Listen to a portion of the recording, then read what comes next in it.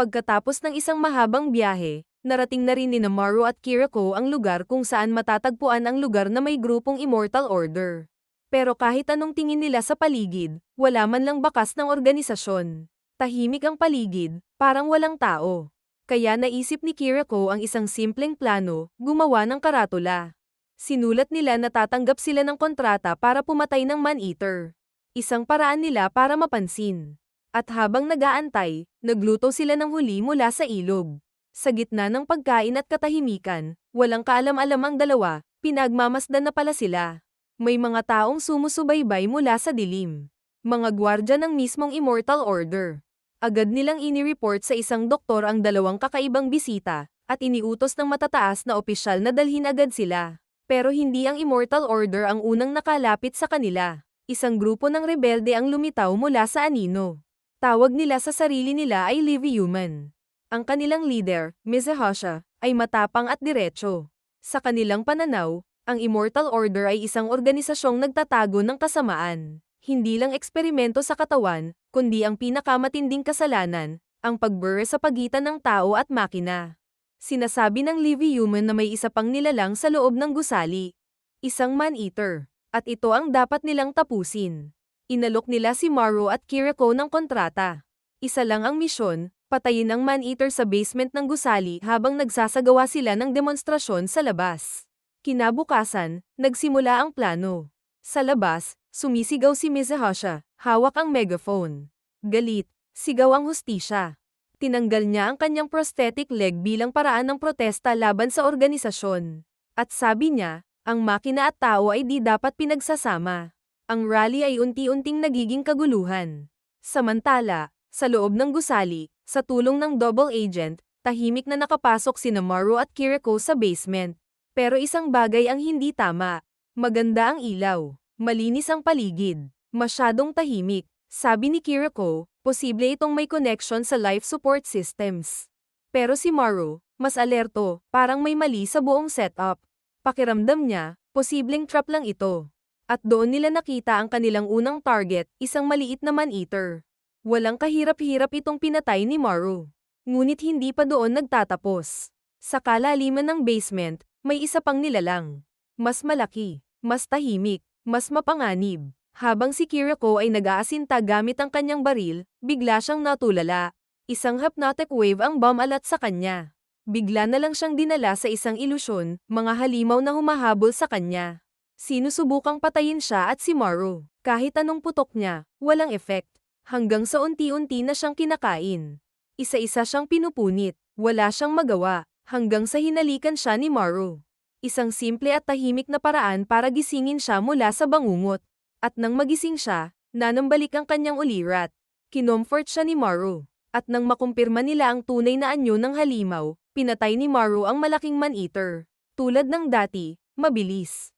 Tahimik, walang pag-aalinlangan. Bigla na lang, may isang lalaking lumapit. Nakaitim, may baril, may suot na eye patch. Tinitigan niya ang bangkay ng halimaw, at sa mahinang tinig, sinabi niya kung sino siya. Siya si Dr. Usami.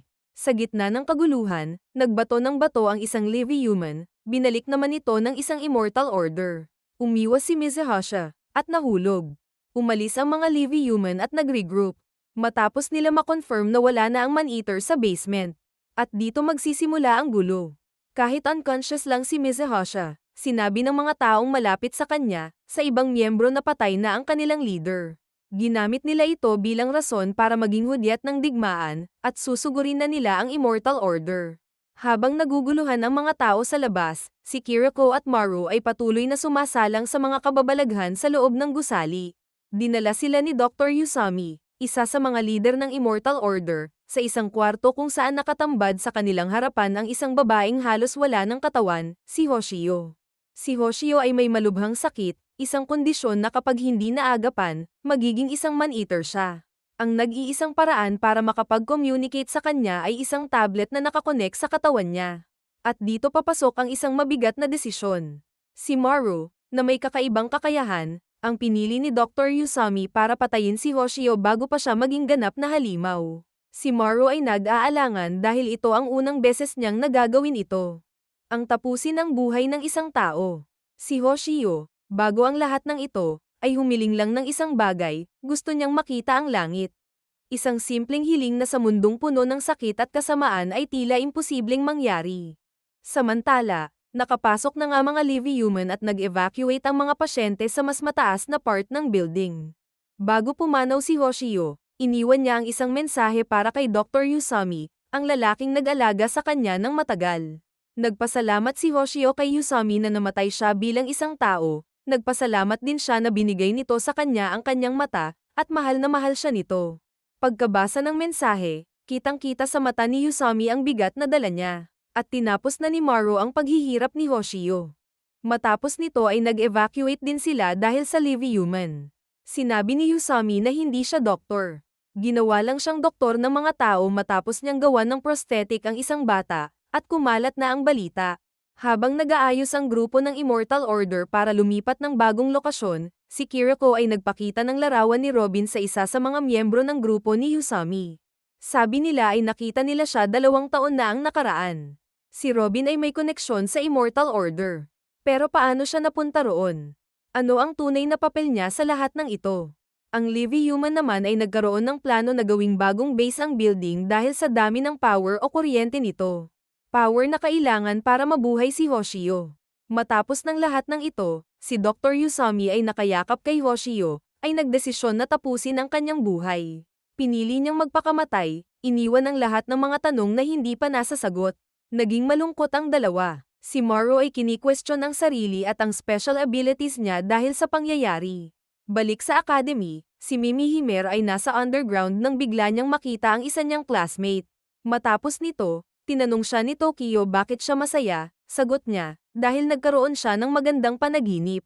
Ipinakita ang isang importanteng bahagi ng nakaraan ni Azura, isang estudyante sa academy na may kakayahang magpagaling at mag-levitate. Si Azura, na parang alien sa hitsura at powers, ay nagpakita kay Kona upang magpaalam, pero ang lahat ng iyon ay nauwi sa isang hindi inaasahang pagtatapos, nag-self-deletion siya. Ginamit ni Kona ang powers niya na mag-scan ng lugar para makita si Azura ngunit huli na ang lahat. Kinomfort ni Azura si Kona na kahit wala na siya ay hindi siya nag-iisa, at nagawa lang niya ito dahil alam niya na kung ano ang kanyang purpose. Matapos ang ilang taon, at nagka-developan na si Kona at Tokyo. Na-realize ni Kona na kung sino man ang responsable sa pagkamatay ni Azura, ay isusunod niya si Tokyo. May mga bisita sa academy, may isang doktor ang nakakita kay Tokyo na parang may mali sa kanya. May kakaibang pangyayari naman kay Mimi Himer, nakikita niya ang imahe ni Azura. Matapos nito, nag-announce ang robot teacher nila na di muna makaka-attend si Tokyo, nagtaka ang mga estudyante. At nilagay sa wheelchair si Tokyo at dadalhin kung saan. Samantala, si Kiriko at Maru ay patuloy na naghahanap ng mga sagot. Tumubo na ang ngipin ni Maru na natanggal nung inatake siya ng gang. Isang lindol ang gumuho sa kanilang daan, at dito nila nakilala si Juchi, isang scavenger na may mga kwento, mga conspiracy theory, at isang misteryosong buhay. Habang nakikipag-usap sa kanila, tinanong ni Kiriko si Juchi kung nakita niya si Robin, si Doc at ang symbol sa kanyang baril. Bago niya sabihin ang kanyang mga nalalaman, ay nagpark muna siya ng maayos kahit wala naman na talagang kalsada o nakaharang sa daan, questionableng kilos ito. Nagkaroon ng maraming kwento si Juichi at lahat ng ito may bayad. Parte ito ng kanyang gimmick, may bayad para magkwento. Nagkwento siya tungkol sa Great Disaster, at dito niya ibinahagi ang 3 pinakamalaking teorya tungkol sa pinagmulan nito. Una, isang asteroid. Pangalawa, isang alien invasion. At pangatlo, isang digmaan. Para bang, ang mga ito ay simpleng mga kwento na pinapalabas para pagtakpan ang katotohanan. Nagbayad sila ulit para sa ibang kwento dahil di niya nasagot ang tanong niya. Dito nagsimula na ikwento ang tungkol sa isang walled town, isang lugar na napapaligiran ng pader at pinamumunuan ng mga kababaihan. Dating itong school na ginawang base ng mga babae. Around 20 to 30 na babae ang ginawang bahay ito. Pag may lalaking maligaw dito ay papatayin nila ngunit kung healthy ang lalaki at may itsura, gagawin itong breeding pig. Isang araw, siya ay nahuli, at naging breeding pig number 11. Pag babae ang pinanganak, magiging kasama ito ng mga babae. Ngunit pag lalaki, palalakihin din ito kasama ng mga nakakulong na lalaki at gagawin din itong breeding pig. Ang nagkaroon siya ng anak sa isang babae, at naging lalaki ang anak nila. Dalawa sa mga breeding pig kasama ang mga partner nila ay sinubukang tumakas ngunit nahuli sila. Siya lang ang nakatakas. Ilang araw matapos nito ay may nakabitin na dalawang babae sa labas ng gate ng lugar. Doon nagtapos ang kwento niya. Ngunit habang sinusubukan ni Kiriko at Maru i-verify ang mga kwento ni Joichi, may mga detalye na hindi nila maiwasang hindi pansinin. Halimbawa, bakit parang madali nilang nalaman na hindi totoo ang mga tato ni Juchi na siyang ginamit na panlilinlang. Matapos nito, umalis na si Joichi. At kaya pala siya biglang nag-park dahil may hinaranggan siyang karatula. At nandoon ang logo na hinahanap nila Kiriko. Ito ang Takahara Academy. Mayroon silang dokumentong natagpuan tungkol sa Takahara Academy na nagbigay ng bagong liwanag sa mga nangyayari sa paligid nila. Hindi lang pala basta abandoned school ang building na iyon, kundi may koneksyon sa isang nursery, isang lugar kung saan ang mga bata ay pinapalaki, at parang may ibang layunin. Samantala, sa academy, ipinahayag ng direktor na si Tokyo ay buntis. Nagtaka ang mga tao dahil hindi tinuturo sa mga estudyante ang concept ng gender at sex. Malaking bagay ito dahil maaring masira ang image ng Takahara Academy. Nahanap ni Kiriko at Maru si Joichi, at kinonvince nila ito na hanapin ang nawawala nitong anak kahit di nila alam kung totoo ang kwento nito tungkol sa mga breeding pigs. Bumigay si Joichi at nakipagtulungan na sa kanila. May iba pang mark si Joichi sa katawan niya, na nagpatunay na totoo nga ang kwento niya. Sinabi rin ni Joichi, matagal nang nawawala ang anak niya, si Jugo. Binalaan sila ni Joichi na nagseselos ang mga babae sa lugar sa mga may malaking dibdib, at si Maru ay dapat mag-disguise na babae. Pumunta na sila Kiriko at Maru sa lugar, at si Juchi naman, naalala ang panahon na breeding pig siya. May nahanap na journal si Kiriko at habang sinusuri nila ang lugar, biglang lumamig ang paligid. Ito pala ay isang man-eater na may kakayahang mag-freeze ng lahat ng nasa paligid. Uminom ng tubig si Kiriko at niluwa niya ito nang malapit na ang man-eater. Naging smokescreen ito at na-realize ni Kiriko na lumalaban lang ang man-eater na parang gagamba at a distance, kaya lumapit si Kiriko at binaril ito. Matapos nito, umalis na silang dalawa sa lugar dahil wala ng tao dito. Pagkatapos ng laban, may nakatagpo silang dalawang dating breeding pigs, mga lalaki na ginamit sa pagpaparami sa loob ng Walled Town. At dito, isang napakahalagang balita ang ipinahayag nila, buhay pa raw si Jugo. Sinabi nila na ilang linggo matapos makatakas ni Joichi, may umataking man-eater. Ang man-eater nakakapatay lang nila Kiriko. At dahil gising lahat ng lalaki noong panahong iyon dahil umiiyak ang anak ni Joichi, nakatakas silang mga breeding pigs. Pagdating nila, lumapit si Joichi sa anak niya, at niyakap ng mahigpit. Naging emotional ang kanilang reunion. Ngunit sa isang nakakagulat na twist, muling umatake ang man-eater sa gabing iyon, naging malamig ang lugar. Napagtanto ni Maru na si Jugo pala ang naging reason. Hindi alam ni Maru kung paano niya na-conclude na si Jugo ang naging reason, basta alam niya lang. Naging okay din ang lahat. Tila ba parehas sila ni Maru na may special abilities. Ang bata ay may ability na gawing malamig ang isang lugar.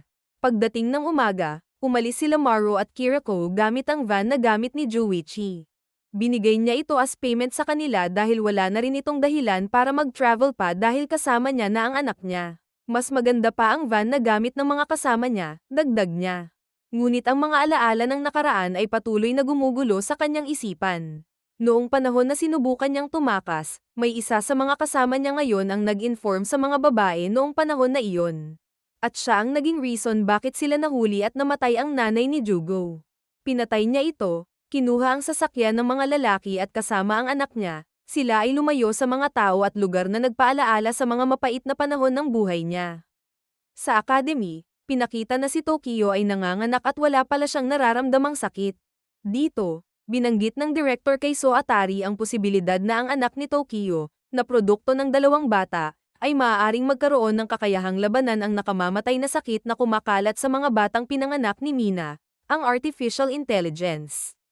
Habang nasa kanyang mga 80s na ang director, may plano siyang ipasa ang kanyang utak kay Miss Aoshima, ang recently promoted sa deputy director, upang maipagpatuloy ang kanyang mga layunin sa pamamagitan ng pagtransplant ng kanyang utak sa mas batang katawan. Isang chilling na pagnanasa ng kapangyarihan na hindi tumitigil para sa kaginhawaan ng mga bata. Balik kanila Maru at Kiriko. Nagpatuloy ang paglalakbay nila gamit ang van ni Joichi. Isang gabi, nakita nila ang usok mula sa malayo, kaya't nagdesisyon silang mag-imbestiga kinabukasan. At habang dumadaan sila sa mga pagsubok, napansin nila ang isang bagong direksyon sa kanilang landas na maaaring magdala sa kanila kay Robin, isang pangalan na matagal nang naguguluhan si Maru at Kiriko tungkol sa kung anong uri ng tao siya. Samantala, sa academy, ipinakilala si Mimi Himer na tumulong sa isang batang babae na si Oma, na tila nagtataglay ng isang mapanganib na kakayahan, ang kakayahang magdulot ng isang matinding ilusyon. Nang alisin ni Mimi Himer ang salamin ni Oma, naranasan niya ang isang nakakagulat na bangungot, at nawalan ito ng malay. Nagising si Mimi Himer sa infirmary nila at andoon din si Kona. Nag-open up si Mimi Himer kay Kona na parang mayroon siyang mga visions at premonitions na nakikita. May nakikita siyang isang bagay, matapos ng ilang panahon, ay mangyayari ito. Palabas si Mimi Himer at andoon si Oma. Kahit naging ganoon experience ni Mimi Himer kay Oma, tinulungan pa rin niya ito. Tinanggal niya ang salamin ni Oma at nagkaroon ulit ng mga ilusyon. Ngunit ito ay nalabanan ni Mimi Himer at na-comfort niya si Oma. Isang Sabado, nagkaroon ng announcement at nasa pool silang lahat. Tila may kakaibang misteryong magaganap. Bumalik si Tokyo at natuwa ang lahat sa pagbabalik niya. Magkakaroon sila ng test na may isang objective, ang makalabas sa academy at gampanan ang kanilang destiny na maging Hiroko, o isang man-eater. Matapos nito, kinausap ni Anzo si Taka dahil worried ito sa naging test nila. Si Anzo na may hawig kay Makura na nagbigay ng baril kay Kiriko. Ngayon may dalawang sanggol sa academy. Dahil ba kambal ang niluwal ni Tokyo? Isa sa mga katanungan na dumagdag sa misteryo. Si Tokyo at ang mga kaibigan niya ay tinawag ng robot teacher nila na parang isang babala tungkol sa mga darating na kaganapan. Isang weird na bagay, ngunit ito ay isang panaginip lamang.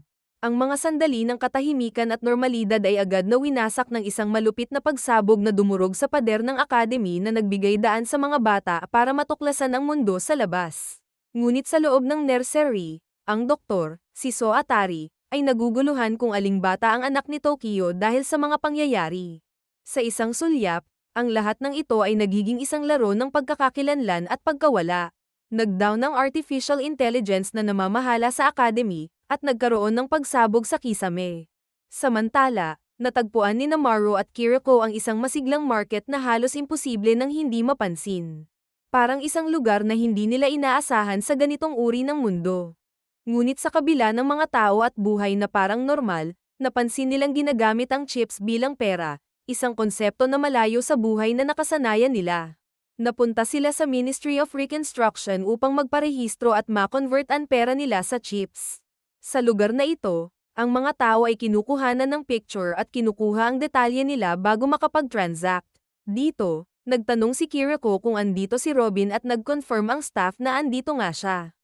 Dahil understanding si Maru, hinayaan niyang pumunta si Kiriko kay Robin ng mag-isa. Nagbigay ng assurance si Kiriko na babalik ito.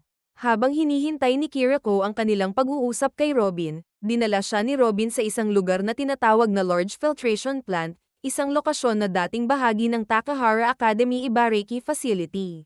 Habang nagkakaroon ng atake sa academy, naghiwalay ang mga bata, si Kono ay kasama ang mga mas nakakabata sa kanila, ang iba ay para i-rescue si Tokyo. Nagkaroon ng butas sa isang pader sa academy at nauna si Mimi Himer na lumabas. Nakita na nila ang totoong outside world. Napupo si Mimi Himer dahil first time niya nakita ang kalangitan, tila ba na-overwhelm ito. Kinuwento ni Kiriko ang nangyari sa kanya at nasabi ni Robin, na baka kakagawan ito ni Doc na ang tunay na pangalan ay Sakota. Nakwento din ni Kiriko na nakilala nila si Yusami, at nalungkot si Robin nang sinabi niya ang mga nangyari. Matapos nito, nag-shower si Kiriko.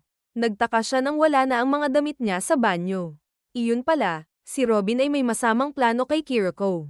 Nagpupumiglas si Kiriko nang biglang ipakita ni Robin sa salamin ang itsura niya. Sinabi ni Robin na hindi siya naniniwala at imposible na nilagay ang ulo ni Haruki sa katawan ng ate niya. Sa mga mata ni Kiriko, hindi niya nakikita si Haruki, ang lalaking nasa loob niya.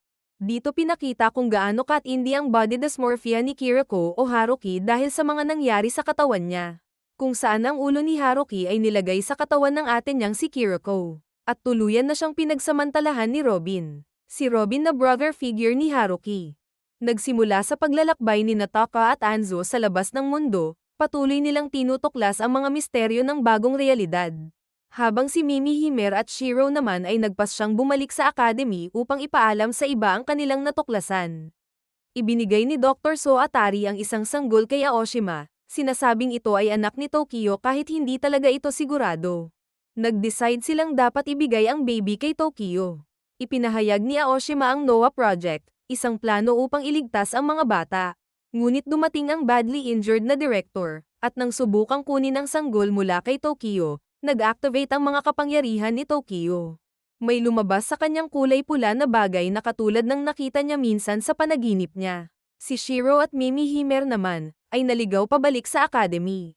Nahulog si Mimi Himer sa bangin ngunit nasalba siya ni Shiro.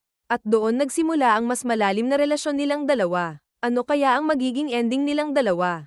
Balik kay Maru, siya ay nagdesisyong hanapin si Kiriko matapos ang 2 araw ng pag-aalala. Nang marinig niyang binanggit ang pangalan ni Robin at ang mga nangyari sa ex-girlfriend nito, hindi na nakapagpigil si Maru at nagdesisyong pasukin ang filtration plant. Nahanap niya si Kiriko na nakagapos at walang saplot. Nang makita ito, walang alinlangang, binugbog ni Maru si Robin. Nangyari ito nang walang awat, hanggang sa si Kiriko mismo ang huminto kay Maru, at pinigilan siyang patayin si Robin. Pareho silang umalis at nagpatuloy sa kanilang paglalakbay, ngunit sa kanyang kalagayan, si Kiriko ay puno ng kalituhan at lungkot. Si Maru, sa kabila ng lahat, ay muling naghayag ng kanyang nararamdaman para kay Kiriko, at ipinangako na poprotektahan siya. Sa kabila ng lahat ng sakit, dahan-daang nilisan ni Kiriko ang nakaraan na may luha sa mata at hawak ang isang sirang larawan ni Robin. Pinuntahan ng ibang lalaki ang filtration plant at nag-imbestiga rin kay Robin. Nakita nila ang isang kwarto na mayroong babae na nakakabit sa isang man-eater at nagsisilbing life support nito. Sa huling eksena, si Mimi Himer at Shiro, pati na rin si Taka at Anzo, ay makikita sa isang speedboat patungo sa isang bagong destinasyon, isang maliwanag na lungsod. At iyon ang Season 1 ng anime series na ang title ay Heavenly Delusion o Tengoku Daimakyo. Like and subscribe para sa next anime na i-recap ko.